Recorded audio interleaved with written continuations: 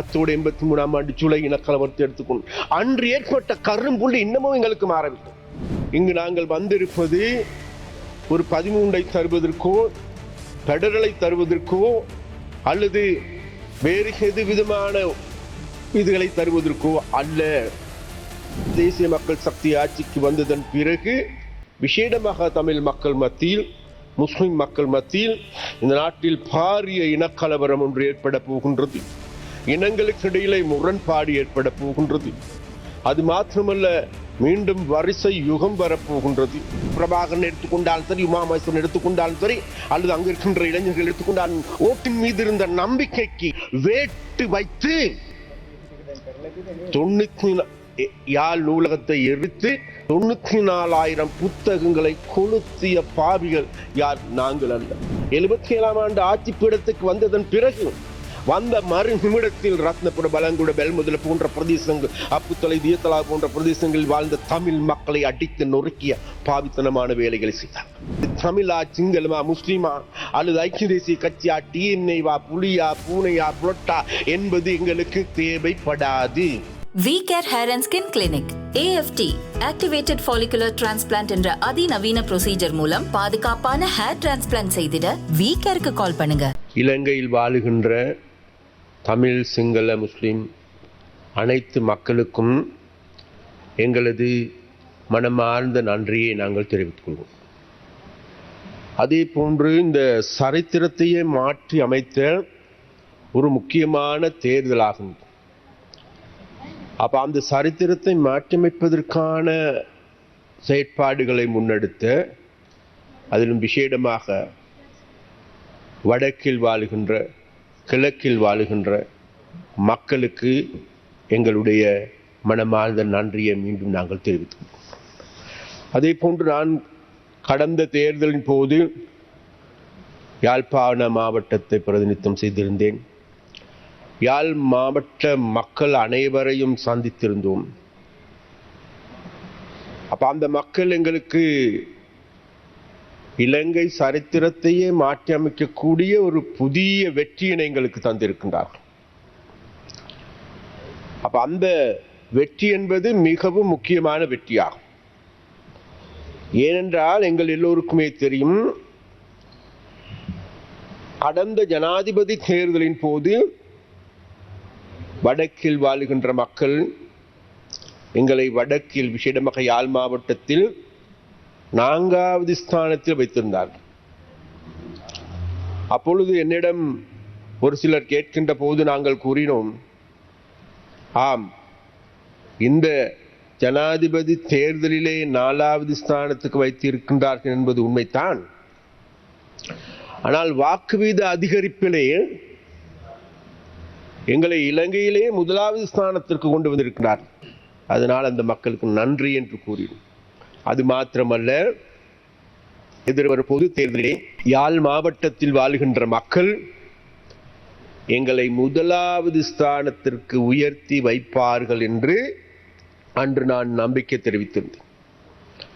அந்த நம்பிக்கையின் அடிப்படையில் இன்று எங்கள் எல்லோருக்குமே தெரியும், யாழ் மாவட்டத்தை இன்றைக்கு தேசிய மக்கள் சக்திக்கு அந்த மக்கள் ஒப்படைத்திருக்கின்றார்கள். இப்ப தேசிய மக்கள் சக்திக்கு ஏன், எதனால் ஒப்படைத்தார்?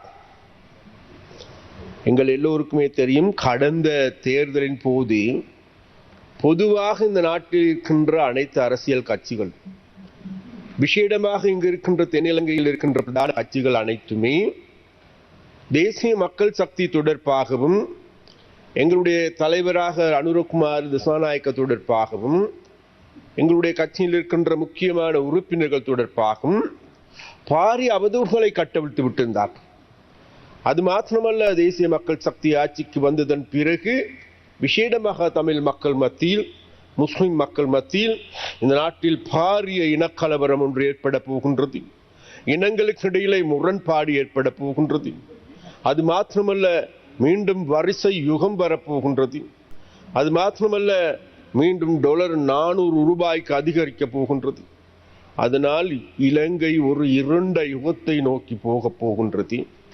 அதனால் இவர்களுக்கு வாக்களிக்க வேண்டாம் என்று கேட்கிறார்.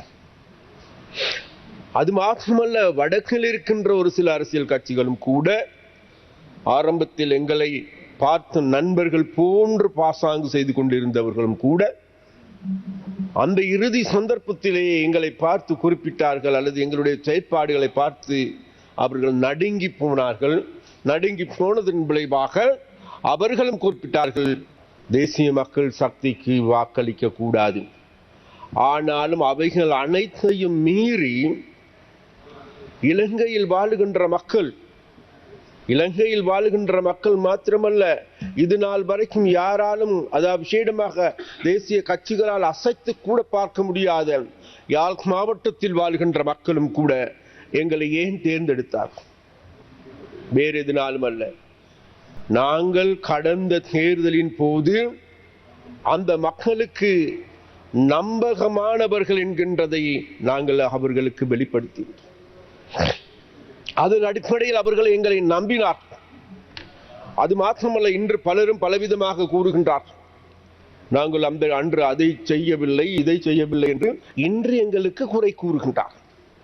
ஒரு சிலர் இருக்கின்ற தமிழ் உறுப்பினர்களுடைய பேசுகளின் போது எங்களுக்கு தெரிகின்றது, ஒரு சில ஊடகங்களின் செயற்பாடுகளை பார்க்கின்ற பொழுது எங்களுக்கு தெரிகின்றது, அதாவது இந்த 13வது திருத்தத்தை பற்றியோ அல்லது இவைகளை பற்றி இப்பொழுது புதிதாக பேசுபடு பொருளாக மாறி இருப்பதையும் காணக்கூடியதாக இருக்கும். ஆனால் ஒன்று எங்களுக்கு மறந்துவிடக்கூடாது, யாழ்ப்பாணத்திற்கே விஜயம் செய்த எங்களுடைய ஜனாதிபதி அவர்கள் அன்று அங்கு நடைபெற்ற கூட்டத்தின் பொழுது, வீரசிங்க மண்டபத்தில் நடந்த கூட்டத்தின் பொழுது அவர்கள் மிக தெளிவாக குறிப்பிட்டார்கள், வேறு எதுவுமல்ல, இங்கு நாங்கள் வந்திருப்பது ஒரு 13ஐ தருவதற்கோ பெடரலை தருவதற்கோ அல்லது வேறு எது விதமான இதுகளை தருவதற்கோ அல்ல. ஆனால் அது அந்த வகையிலான கொடுக்கல் வாங்கல் அல்ல இன்றைக்கு எங்களுக்கு தேவைப்படுகின்றது. தமிழ் மக்களோடு விளையாடுகின்ற கேம் அல்ல எங்களுக்கு தேவைப்படுகின்றது. முஸ்லிம் மக்களோடு இனிமேலும் கேம் விளையாண்டது போதும் என்கின்ற நிலையில் நாங்கள் இருந்தோம். அதனால் அந்த பிரச்சனைகளுக்கெல்லாம் அப்பால் எங்களுக்கு தமிழ் மக்களோடு வேறு ஒரு கொடுப்பனவு இருக்கின்றது, வேறொரு கொடுக்கல் வாங்கல் இருக்கின்றது. அந்த கொடுக்கல் வாங்கல் தான் வேறு எதுமல்ல, கடந்த 76 வருட வரலாற்றை நாங்கள் தேடி பார்க்கின்ற போது இந்த நாட்டில் நாங்கள் இப்பொழுது மிகவும் அழுத்தமாக தெரிவிக்கின்ற கருத்து ஒன்று இருக்கின்றது, இனவாதம் இனியும் வேண்டாம் என்கின்ற கருத்து.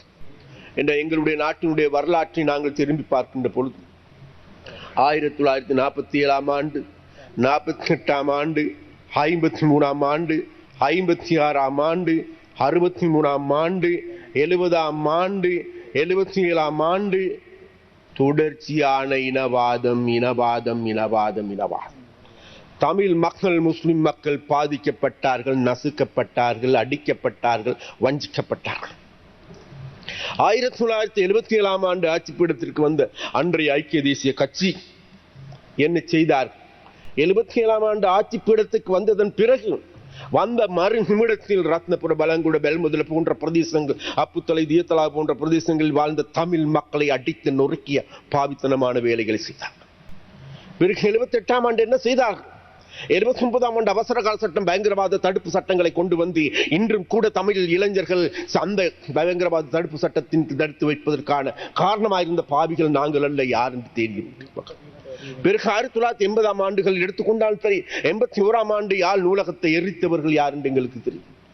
அன்று மாவட்ட அபிசபை தேர்தல் நடைபெற்றது. அந்த தேர்தல் நடைபெறுகின்ற பொழுது அந்த தேர்தலுக்கு அங்கிருந்த இளைஞர்கள், பிரபாகரன் எடுத்துக்கொண்டாலும் சரி, உமாமேஸ்வரன் எடுத்துக்கொண்டாலும் சரி, அல்லது அங்கு இருக்கின்ற இளைஞர்கள் எடுத்துக்கொண்டாலும், ஓட்டின் மீது இருந்த நம்பிக்கைக்கு, அதாவது தாங்களுக்கு மாவட்ட அபிவிருத்தி சபை தேர்தல் மூலமாக ஜனநாயகத்துக்கு பிரவேசிப்பதற்கு, அது ஏதோ ஒரு தீர்வினை நோக்கி பிரவேசிப்பதற்கு இருந்த செயற்பாட்டை, சந்தர்ப்பத்தை இல்லாது செய்து ஓட்டின் மீது இருந்த நம்பிக்கைக்கு வேட்டு வைத்து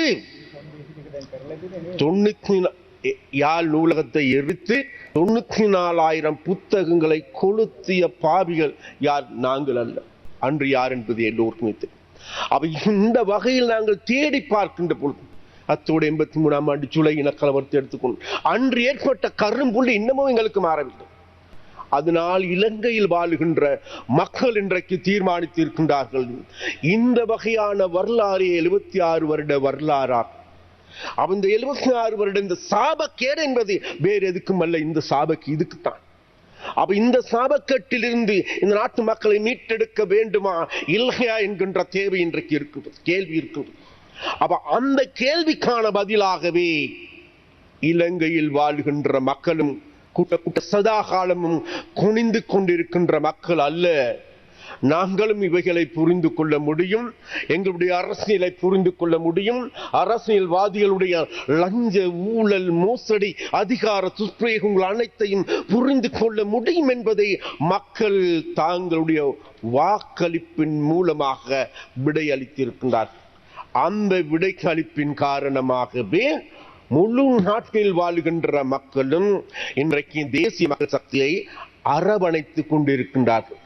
அந்த அரவணைத்துக் கொண்ட மக்களை நாங்கள் அகால தழுவிக் கொள்வதற்கு தயார். அது தமிழா, சிங்களமா, முஸ்லிமா அல்லது ஐக்கிய தேசிய கட்சியா, டிஎன்ஏவா, புலியா, பூனையா, புலட்டா என்பது எங்களுக்கு தேவைப்படாது. அந்த வகையில் அனைவரையும் அரவணைத்துக் கொண்டு இந்த நாட்டை கட்டி எழுப்ப வேண்டும் என்கின்ற தொனிப்பொருளின் கீழ் நாங்கள் செயல்படுகின்ற ஒரு இயக்கமா. அந்த அவ்வாறு நாங்கள் செயல்படுகின்ற போது தான் நாட்டுக்கு தேவைப்படுகின்றது கொள்கை. அந்த கொள்கை வேலை திட்டம் இருக்கின்ற ஒரே கட்சி தேசிய மக்கள் சக்தியாகும். அந்த தேசிய மக்கள் சக்தியினுடைய வேலை திட்டம் கொள்கை பிரகடனத்தினுடைய உரைக்காகவே கடந்த வாரம் எங்களுடைய தலைவரும் எங்களுடைய ஜனாதிபதி அனுரகுமார் திசாநாயக்க அவர்கள் இந்த சபைக்கு உரையாற்றினார்கள். அந்த உரை தொடர்பாக அவர்களுடைய விளக்குரை தொடர்பான விவாதமே இன்று இடம்பெற்றுக் கொண்டிருக்கணும். அந்த விவாதம் இடம்பெற்றுக் கொண்டிருக்கின்ற போது இங்கிருக்கின்ற ஒரு சில கட்சிகள் கடந்த காலங்களில் செய்ய வேண்டிய அநியாயங்கள் அனைத்தையும் செய்தவர்கள், எமது நாட்டை வறுமை பிடிக்குள் தள்ளியவர்கள், எமது நாட்டை கடன் மேட்டை உயர்த்தியவர்கள், எமது நாட்டினுடைய கலாச்சாரத்தை சீரழித்தவர்கள், அதிலும் வடக்கில் அதி மோசமான நிலைமை ஏற்படுத்தியவர்கள் இன்று எங்களை பார்த்து கூறுகின்றார்கள், நாங்கள் ஆட்சி பீடத்திற்கு வந்து இன்னும் 10 நாள் ஆகவில்லை. அந்த 10 நாளுக்கு இடையில் நாட்டில் 76 வருடங்களாக இருந்த 76 வருடங்களாக இந்த நாட்டை நாசம் செய்தவர்கள் எங்களை பார்த்து கேட்கின்றார்கள், நீங்கள் பிரச்சனையை தீர்த்து விடுங்கள். ஆகவே சபைக்கு தலைமை தாங்குகின்ற உறுப்பினர் அவர்களே, அப்ப இவ்வாறான பிரச்சனைகள் ஊடாகவே இன்று எங்களுடைய இந்த விவாதம் இடம்பெறுகின்றது. அந்த விவாதத்தின் பொழுது ஒரே விடயத்தை மாத்திரம் நான் இறுதியாக கூறலாம் என்று நினைக்கின்றேன். விசேடமாக இன்றைக்கு எங்களுக்கு எல்லோருக்குமே தெரியும், அண்மையில் ஏற்பட்ட பல்வேறு பிரச்சனைகள் இருக்கின்றது. நாட்டு மக்கள் இன்றைக்கு விசேடமாக மலையகத்தில் வாழ்கின்ற மக்கள், எங்களுடைய பரம்பரை 200 வருடங்களுக்கு மேலாக இன்னமும் கூட கொத்தடிமைகளாட்டம் வாழுகின்ற மக்கள். அவ இந்த நிலைமையில் இருந்து இந்த நாட்டு மக்களை மீட்பார்கள் என்று அங்கு இருக்கின்ற தமிழ் அரசியல்வாதிகளை அல்லது தொழிற்சங்கவாதிகளை நம்பினார்கள். அந்த நம்பிக்கையின் அடிப்படையில் அவர்கள் கடந்த காலங்கள் பல்வேறு செயற்பாடுகளை முன்னெடுத்தார்கள். ஆனால் அவைகள் அனைத்தும் இன்றைக்கு ஒன்றுமே செய்ய முடியாத கைவிடப்பட்ட நிலையிலே இருக்கும். அந்த வகையில் இன்றைக்கு மலையகத்தை மாற்றி அமைக்க முடியாது, நுவரெலியா மாவட்டத்தை மாற்றி அமைக்க முடியாது, பதுளை மாவட்டத்தை, கண்டி மாவட்டத்தை, கேகால மாவட்டத்தை, மாத்தளை மாவட்டத்தை மாற்றி அமைக்க முடியாது என்று கூறியவர்கள் அந்த பிரதேசத்தில் வாழ்கின்ற எங்களுடைய மலையக மக்கள் அந்த சரித்திரத்திற்கு முற்றுப்புள்ளி வைத்திருக்கின்றார்கள். அதனால் நாங்கள் இன்றைக்கு குட்ட குனிந்து கொண்டிருக்கின்ற மக்கள் அல்ல என்ற செய்தியை சொல்லி இருக்கின்றார். அந்த செய்தியை நாங்கள் நல்ல முறையில் விளங்கி கொண்டிருக்கின்றோம். அந்த விளங்கி கொண்டதன் விளைவாக எதிர்வரும் காலங்களில் இந்த எங்களுடைய கட்சியினுடைய கொள்கையின் அடிப்படையில் ஒரு புது யுகத்தை ஆரம்பிப்பதற்கு அல்லது புதிய ஒரு போராட்டத்தை முன்னெடுப்பதற்கான செயற்பாடுகளை நாங்கள் முன்னெடுப்பதற்கு தயாராக. அதன் விளைவாகவே இன்றைக்கு எங்களுடைய கொள்கை பிரகடனத்திலும் கூட இந்த தோட்ட தொழிலாளர்களுடைய பிரச்சனை சம்பந்தமாகவும் சரி, அவர்களுடைய வீட்டு பிரச்சனை சம்பந்தமாக, அவருடைய காணி பிரச்சனை எடுத்துக்கொண்டாலும் சரி, அவருடைய சம்பள உயர்வு பிரச்சனை எடுத்துக்கொண்டாலும் சரி, அவருடைய சுகாதாரம், கல்வி போன்ற பிரச்சனைகள் தொடர்பாகவும் இவை கூடுதலான கரிசனை செலுத்துகின்ற ஒரு அரசாங்கமாக இன்றைக்கு நாங்கள் மாற்றமடைந்திருக்கின்றோம்.